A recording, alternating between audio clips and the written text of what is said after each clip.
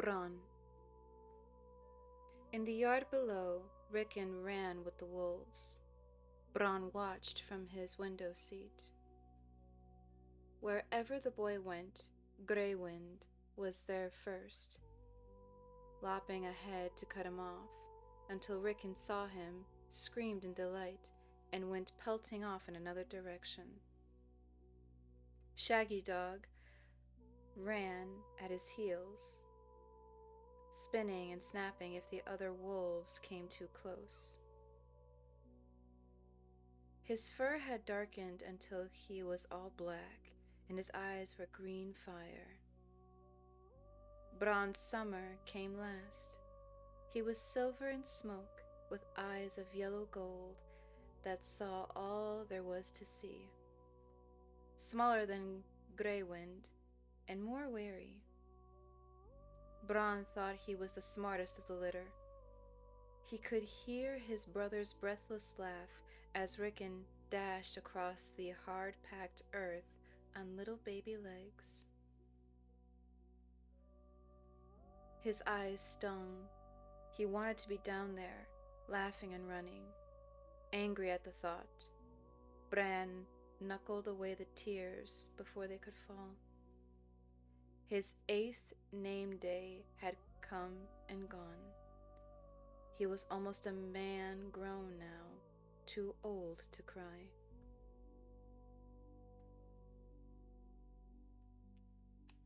It was a lie, he said bitterly, remembering the crow from his dream. I can't fly. I can't even run.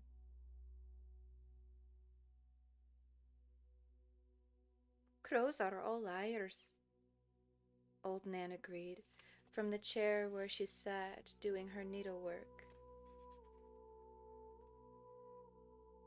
I know a story of a crow.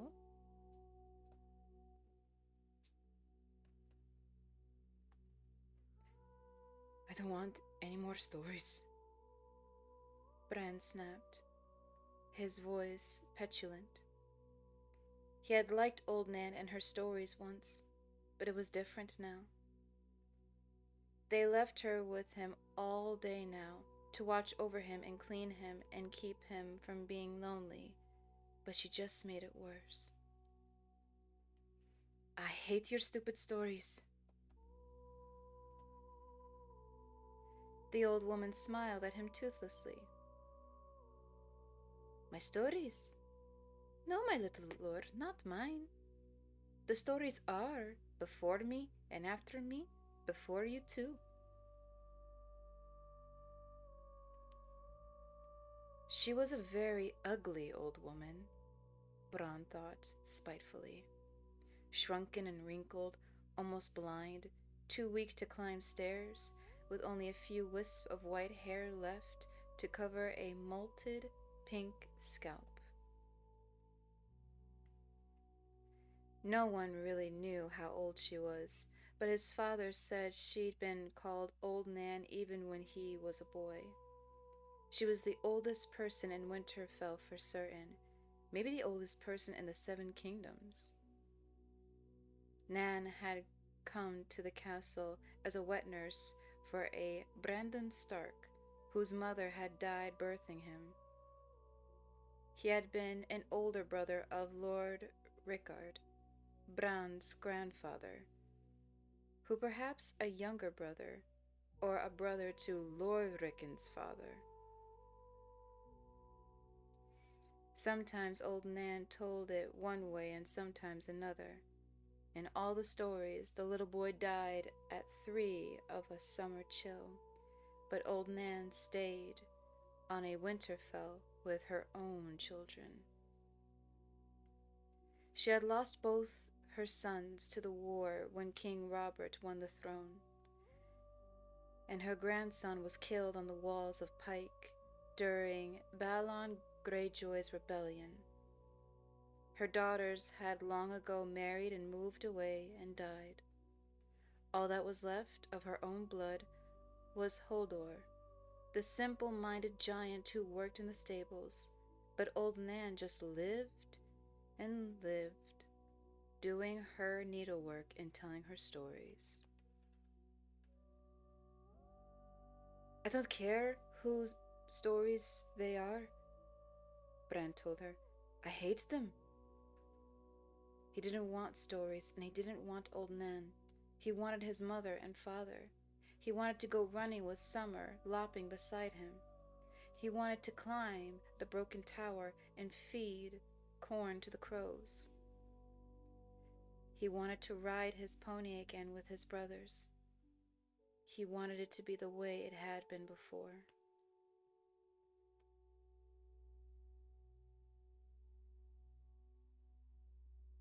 I know a story about a boy who hated stories, Old Nan said with her stupid little smile, her needles moving all the while. Click, click, click, until Bran was ready to scream at her.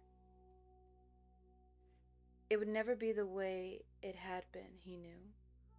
The crow had tricked him into flying, but when he woke up he was broken and the world was changed. They had all left him, his father and his mother and his sisters and even his bastard brother Jon. His father had promised he would ride a real horse to King's Landing, but they'd gone without him. 𝘕𝘓𝘁𝘓 had sent a bird after Lord Eddard with a message, and another to Mother, and a third to Jon on the wall, but there had been no answers. Oftentimes, the birds are lost, child, the Maester had told him. There's many a mile and many a hawk between here and King's Landing. The message may not have reached them. Yet to Bran, it felt as if they had all died while he slept. Or perhaps Bran had died, and they had forgotten him. Jory and Sir Roderick and Vean Poe had gone too, and Holland and Harwin and Fat Tom and a quarter of the guard. Only Robb and baby Rickon were still here, and Robb was changed. He was Robb, the Lord now, or trying to be. He wore a real sword and never smiled. His days were spent drilling the guard and practicing his swordplay, making the yard ring with the sound of a steel as Bran watched forlornly from his window. At night, he closeted himself with 𝘕𝘓𝘁𝘓, talking or going over account books. Sometimes he would ride out with 𝘕𝘓𝘁𝘓 and be gone for days at a time, visiting distant holdfasts. Whenever he was away more than a day, Rickon would cry and ask Bran if Robb was ever coming back. Even when he was at home at Winterfell, Robb the Lord seemed to have more time for 𝘕𝘓𝘁𝘓 and Theon Greyjoy than he ever did for his brothers. I could tell you the story about Brandon the Builder, Old Nan said. That was always your favorite. Thousands and thousands of years ago, Brandon the Builder had raised Winterfell, and some said the wall. Bran knew the story, but it had never been his favorite.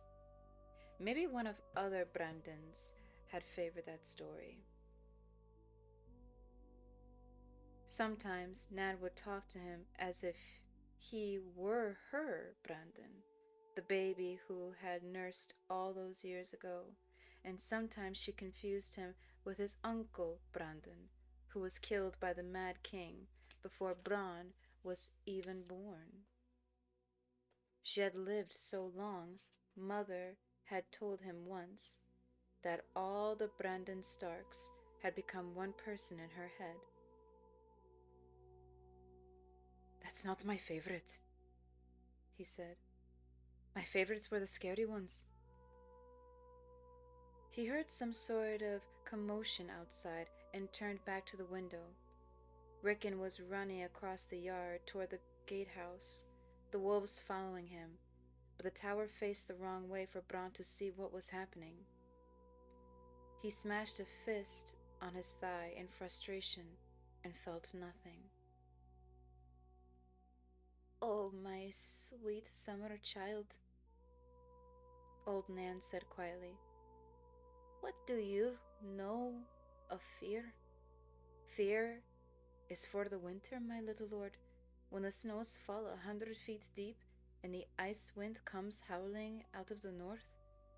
Fear is for the long night, when the sun hides its face for years at a time, and little children are born and live and die in all darkness, while the dire wolves grow not and hungry, and the white walkers move through the wind." "You mean the others?" Bran said, querulously. "The others," Old Nan agreed. "Thousands and thousands of years ago, a winter fell that was cold and hard and endless beyond all memory of man. There came a night that lasted a generation, and kings shivered and died in their castles, even as the swineherds in their hovels.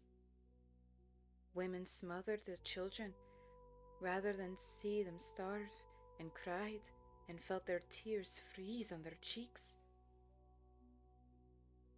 Her voice and her needles fell silent, and she glanced up at Bran with pale, filmy eyes and asked, "So, child, this is the sort of story you like?" "Well," Bran said reluctantly, "yes, only—" Old Nan nodded. "In that darkness, the other lords came for the other time," she said as her needles went click, click, click. "They were cold things, dead things that hated iron and fire and the touch of the sun, and every creature with hot blood in its veins. They swept over holdfasts and cities and kingdoms, felled heroes and armies by the score, riding their pale dead horses and leading hosts of the slain. All the swords of man could not slay their advance, and even maidens and suckling babes found no pity in them. They hunted the maids through frozen forests and fed their dead servants on the flesh of human children." Her voice had dropped very low, almost to a whisper, and Bran himself found leaning forward to listen.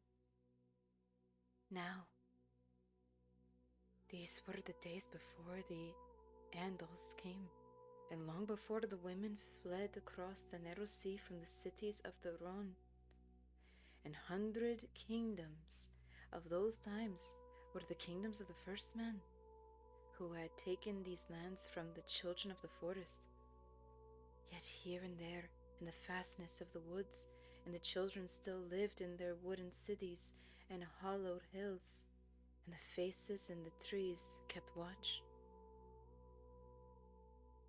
So as cold and death filled the earth, the last hero determined to seek out the children, in the hopes that their ancient magics could win back what the armies of men had lost. He set out in the dead lands with a sword, a horse, a dog, and 100 companions. For years he searched, until he despaired of ever finding the children of the forest in their secret cities.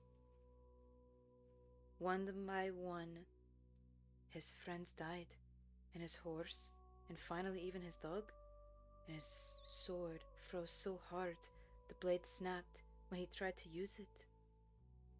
And the others smelled the hot blood in him and came silent on his trail, stalking him with packs of pale white spiders as big as hounds.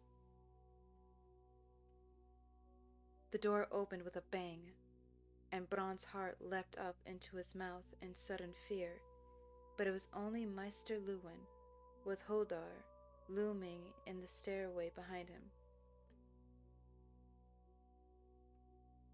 𝘠𝘠𝘪, the stable boy announced, as he was at his custom, smiling hugely at them.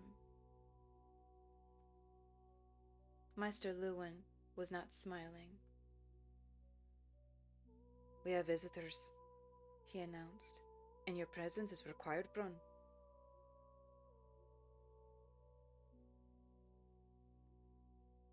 I'm listening to a story now, Bran complained. Stories wait, little lord, and when you come back to them, why, they are here. Old Nan said. Visitors are not so patient, and oftentimes they bring stories of their own. Who is it? Bran asked Meister Lewin. Tywin Lannister and some of the men at Night's Watch, with word from your brother Jon. Robb is meeting with them now. 𝘠𝘠𝘪, will you help Bran down to the hole? 𝘠𝘠𝘪. 𝘠𝘠𝘪 agreed happily. He ducked to get his great shaggy head under the door. 𝘠𝘠𝘪 was nearly 7 feet tall. It was hard to believe that he was the same blood as Old Nan. Bran wondered if he would shrivel up as small as his great-grandmother when he was old. It did not seem likely, even if 𝘠𝘠𝘪 lived to be 1,000. 𝘠𝘠𝘪 lifted Bran as easy as if he were a bale of hay and cradled him against his massive chest. He always smelled faintly of horses, but it was not a bad smell. His arms were thick with muscle and matted with brown hair. 𝘠𝘠𝘪, he said again. Theon Greyjoy had once commented that 𝘠𝘠𝘪 didn't know much, but no one could doubt that he knew his name. Old Nan had cackled like a hen when Bran told her that, and confessed that 𝘠𝘠𝘪's real name was 𝘕𝑓aldr. No one knew where 𝘠𝘠𝘪 had come from, she said, but when he started saying it, they started calling him by it. It was the only word he had.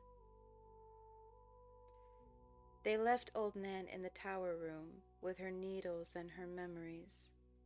𝘠𝘠𝘪 hummed tunelessly as he carried Bran down the steps and through the gallery, with Meister Lewin following behind, hurrying to keep up with the steady boy's long strides. Robb was seated in Father's high seat, wearing ringmail and boiled leather, and the stern face of Robb the Lord. Theon Greyjoy and 𝘉𝑙𝑎𝑖𝑠 Mullen stood behind him. A dozen guardsmen lined with gray stone walls beneath tall, narrow windows. In the center of the room, the dwarf stood with his servants and 4 strangers in the black of the Night's Watch. Bran could sense the anger in the hall the moment that 𝘠𝘠𝘪 carried him through the doors.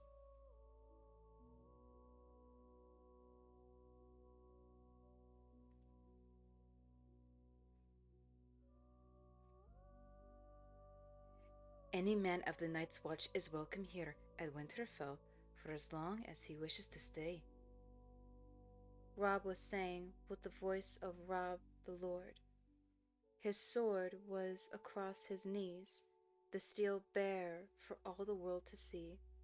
Even Bran knew what it meant to greet a guest with an unsheathed sword. Any man of the night's watch, the dwarf repeated, but not me. Do I take your meaning, boy? Robb stood and pointed at the little man with his sword. I am the lord here, while my mother and father are away, Lannister. I am no boy. If you are a lord, you might learn a lord's courtesy.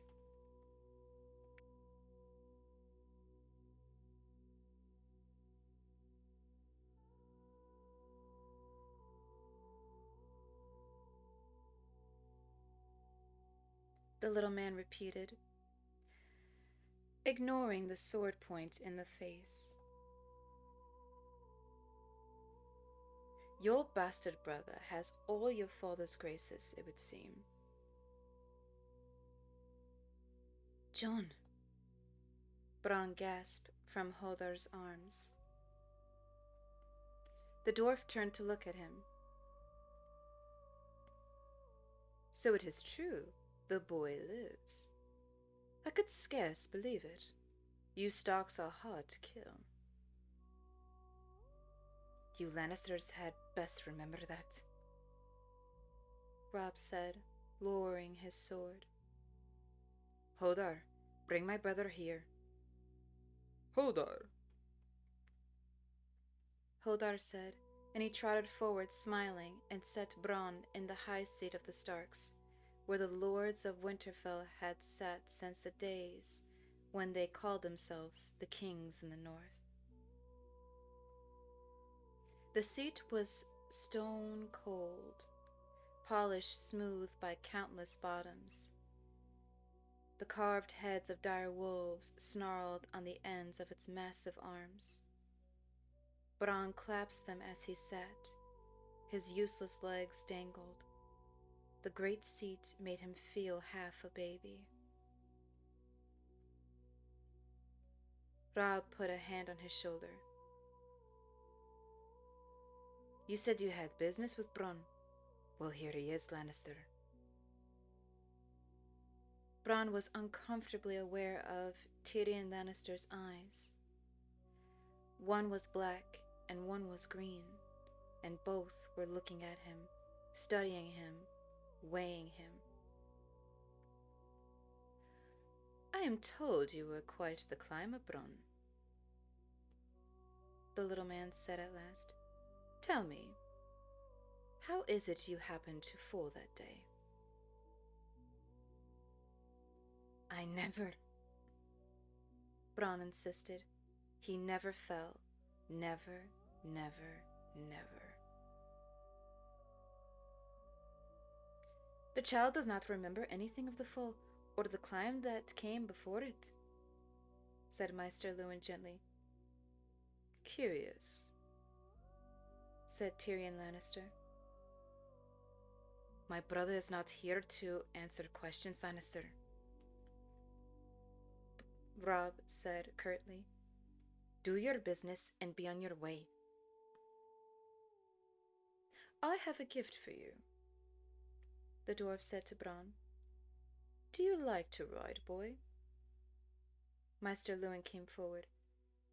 My lord, the child has no use for his legs. He cannot sit on a horse. Nonsense, said Lannister.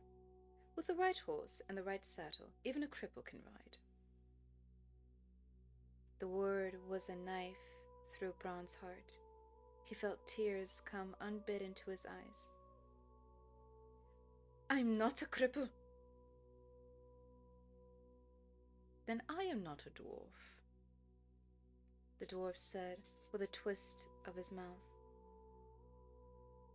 My father will rejoice to hear it. Greyjoy laughed. What sort of horse and saddle are you suggesting? Maester Luwin asked. A smart horse, Lannister replied. The boy cannot use his legs to command the animal, so you must shape the horse to the rider, teach it to respond to the reins, to the voice. I would begin with an unbroken yearling, with no old training to be unlearned.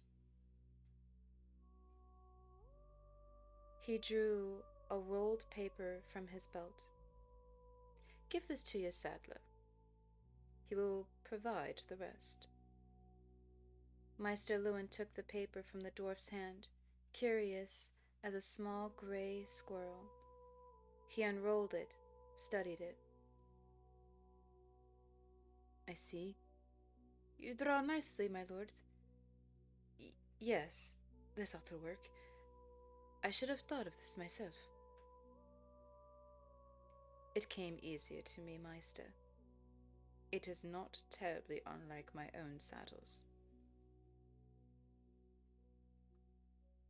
Will I truly be able to ride? Bran asked. He wanted to believe them, but he was afraid. Perhaps it was just another lie. The crow had promised him that he could fly. You will, the dwarf told him, and I swear to you, boy, on horseback you will be as tall as any of them. Robb Stark seemed puzzled. Is this some trap, Lannister? What's Bran to you? Why should you want to help him? Your brother Jon asked me of it, and I have a tender spot in my heart for cripples and bastards and broken things. Tyrion Lannister placed a hand over his heart and grinned. The door to the yard flew open. Sunlight came streaming across the hall as Rickon burst in, breathless. The direwolves were with him. The boy stopped by the door, wide-eyed, but the wolves came on. Their eyes found Lannister, or perhaps they caught his scent. Summer began to growl first. Grey Wind picked it up. They paddled toward the little man, one from the right and one from the left.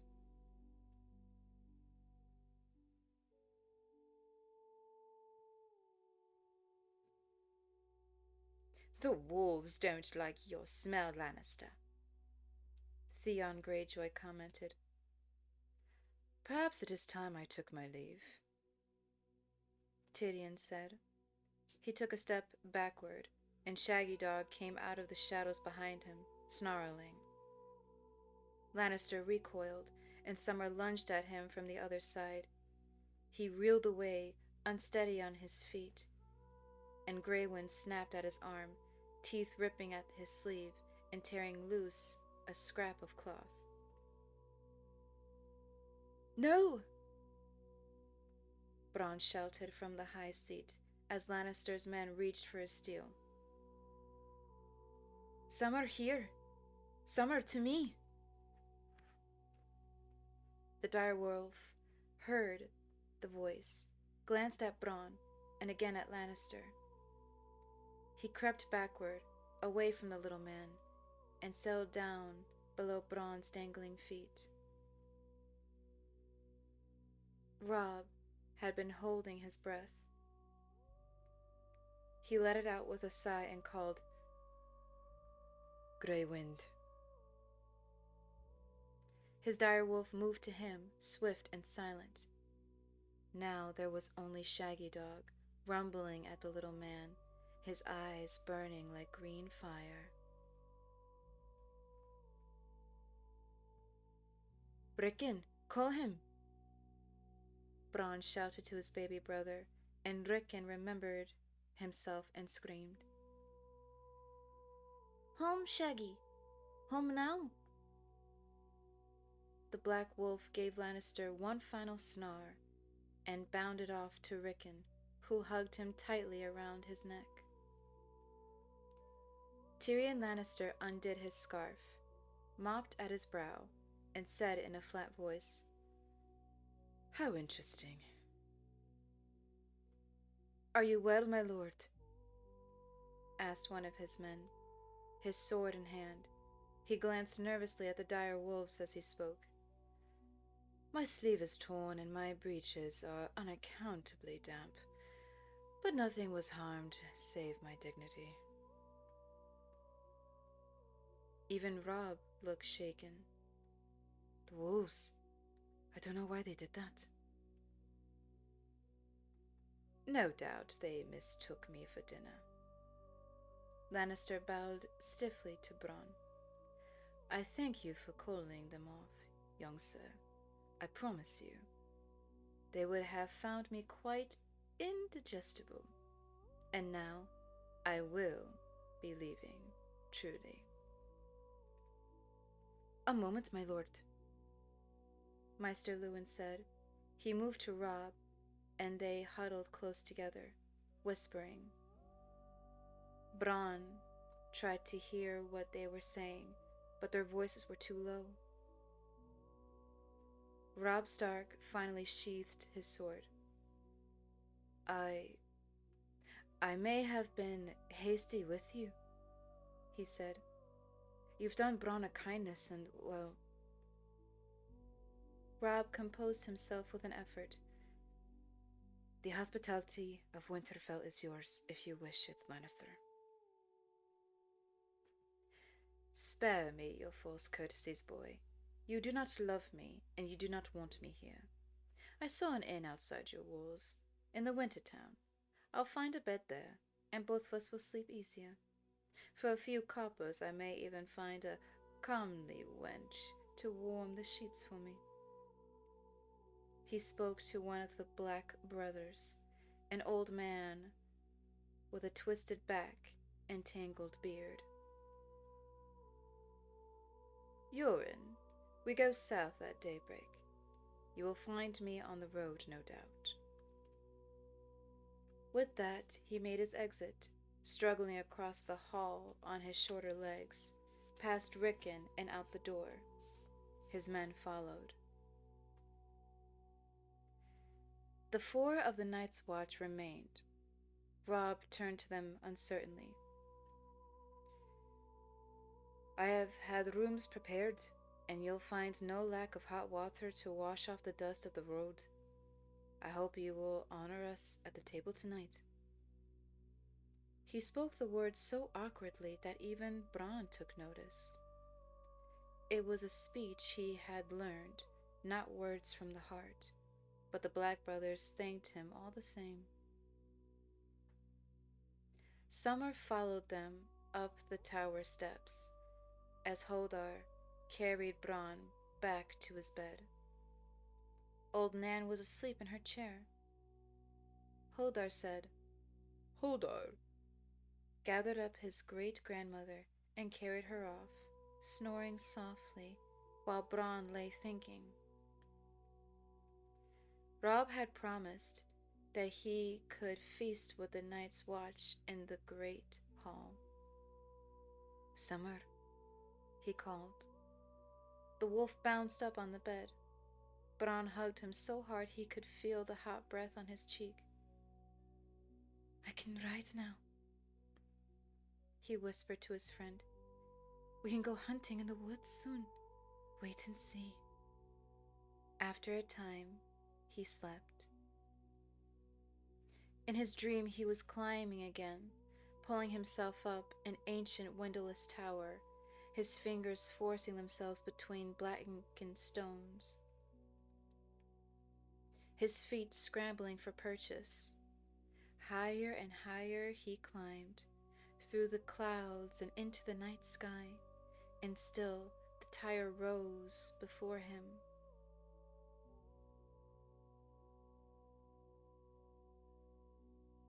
When he paused to look down, his head swam dizzily, and he felt his fingers slipping. Bran cried out and clung for dear life. The earth was 1,000 miles beneath him, and he could not fly. He could not fly. He waited until his heart had stopped pounding, until he could breathe, and he began to climb again. There was no way to go but up. Far above him, outlined against a vast, pale moon, he thought he could see the shapes of gargoyles. His arms were sore and aching, but he dared not rest. He forced himself to climb faster. The gargoyles watched him ascend. Their eyes glowed red as hot coals in a brazier. Perhaps once they had been lions, but now they were twisted and grotesque. Bran could hear them whispering to each other in soft stone voices, terrible to hear. He must not listen, he told himself. He must not hear. So long as he did not hear them, he was safe. But when the gargoyles pulled themselves loose from the stone and padded down the side of the tower to where Bran clung, he knew he was not safe after all. I didn't hear. He wept as they came closer. I didn't. He woke, gasping, lost in darkness, and saw a vast shadow looming over him. I didn't hear, he whispered, trembling in fear, and then the shadow said, 𝘠𝘓𝘪, and lit the candle by the bedside, and Bran sighed with relief. 𝘠𝘓𝘪 washed the sweat from him with a warm, damp cloth and dressed him with deft and gentle hands. When it was time, he carried them down to the great hall, where a long trestle table had been set up near the fire. The Lord's seat at the head of the table had been left empty, but Robb sat to the right of it, with Bran across from him. They ate suckling pig that night, and pigeon pie, and turnips soaking in butter, and afterward the cook had promised honeycombs. Summer snatched the table scraps from Bran's hand, while 𝘔𝘢𝘕 and Shaggy Dog fought over a bone in the corner. Winterfell's dogs would not come near the hall now. Bran had found that strange at first, but he was growing used to it. Jordan was senior among the Black brothers, so the steward had seated him between Robb and Maester Luwin. The old man had a sour smell, as if he had not washed in a long time. He ripped at the meat with his teeth, cracked the ribs to suck out the marrow from the bones, and shrugged at the mention of Jon Snow. Sir Alistair's bane, he grunted, and two of his companions shared a laugh that Bran did not understand. But when Robb asked for news of their uncle Benjen, the Black brothers grew ominously quiet. What is it? Bran asked. Jordan wiped his fingers on his vest. There's hard news, me lords, and a cruel way to pay you for your meat and mead. But the man who asks the question must bear the answer. Stark's gone. One of the other men said, The old bear sent him out to look for Waymar Royce, and he's late returning, my lord. Too long, Jordan said. Most like he's dead. My uncle is not dead, Robb Stark said loudly, anger in his tones. He rose from the bench and laid his hand on the hilt of his sword. Do you hear me? My uncle is not dead. His voice rang against the stone walls, and Bran was suddenly afraid. Old, sour-smelling Jordan looked up at Robb, unimpressed. Whatever you say, my lord, he said. He sucked at a piece of meat between his teeth. The youngest of the Black brothers shifted uncomfortably in his seat. There's not a man on the wall knows the haunted forest better than 𝘕𝘠𝘠𝘠. He'll find his way back. Well, said 𝘕𝘠𝑗, maybe he will, and maybe he won't.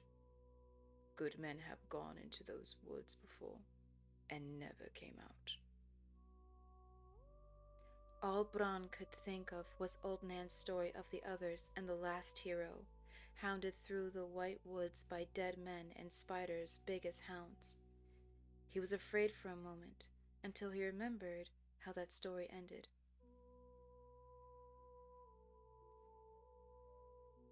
"The children will help him," he blurted out. "The children of the forest."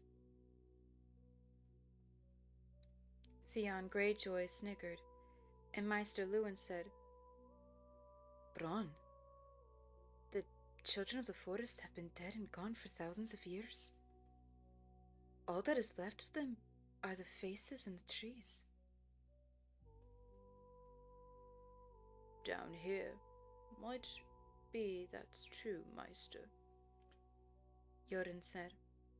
But up past the wall, who's to say? Up there, a man can't always tell what's alive and what's dead. That night, after the plates had been cleared, Robb carried Bran up to bed himself. Grey Wind led the way, and Summer came close behind. His brother was strong for his age, and Bran was as light as a bundle of rags, but the stairs were steep and dark, and Robb was breathing hard by the time they reached the top. He put Bran into bed, covered him with blankets, and blew out the candle. For a time, Robb sat beside him in the dark.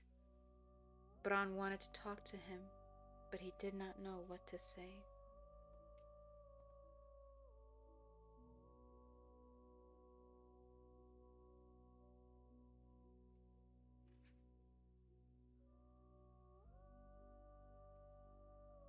We'll find a horse for you, I promise, Robb whispered at last. Are they ever coming back? Bran asked him. Yes, Robb said, with such hope in his voice that Bran knew he was hearing his brother and not just Robb the Lord. Mother will be home soon. Maybe we can ride out to meet her when she comes. Wouldn't that be a surprise, to see you a horse? Even in the dark room, Bran could feel his brother's smile. And afterward, we'll ride north to see the wall. We won't even tell Jon we're coming. We'll just be there one day, you and me. It will be an adventure. An adventure? Bran repeated wistfully. He heard his brother sob. The room was so dark he could not see the tears on Robb's face, so he reached out and found his hand. Their fingers twined together.